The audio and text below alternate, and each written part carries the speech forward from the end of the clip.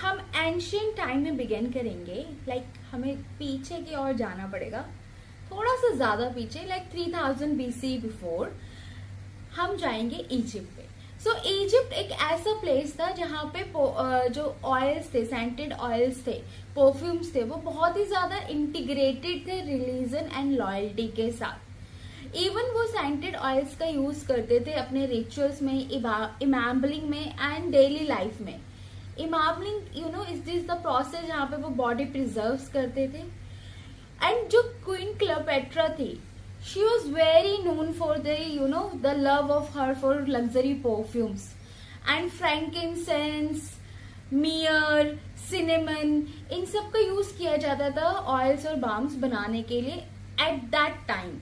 उसके बाद जो टाइम आता है वो है इंडस वैली एंड मेसोपोटामियम टाइम।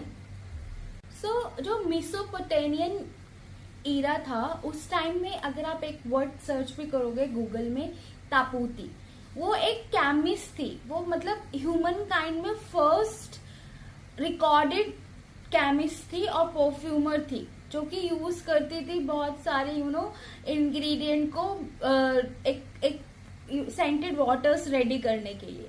फिर जब इंडस वैली का टाइम आया, उस टाइम पे भी लोग क्या करते थे, हर्ब्स और फ्लावर इन्फ्यूज्ड ऑयल को यूज करते थे अपनी ग्रूमिंग्स के लिए और अपने रिचुअल्स में। And the time comes of ancient Greece and Rome, and that is the time when perfume is like a sign wealth का, ब्यूटी का, क्लीनलीनेस का। और वो एक ईरा था जहां पे एक तरीके से हम कह सकते हैं कि infused oil and distillation process start हुआ।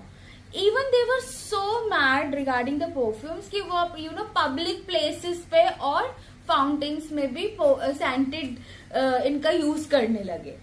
फिर जो एक बहुत बड़ा लीप आया साइंस में, वो टाइम था हमारा इस्लामिक गोल्डन एज का, जो 6 to 12 सेंचुरी के बीच में आया। और उस टाइम पे एक तरीके से स्टीम डिस्टिलेशन का यूज होने लगा और ये जो एक्सट्रैक्शन ऑफ ऑयल्स था वो टाइम वहां पे स्टार्ट हो गया।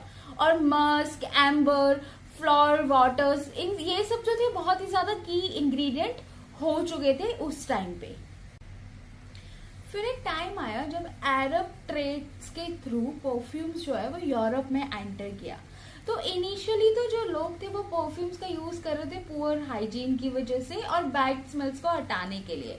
But the time came when perfume making start from Italy and it go to France, and Venice is the place where it become a trade hub for the perfumes.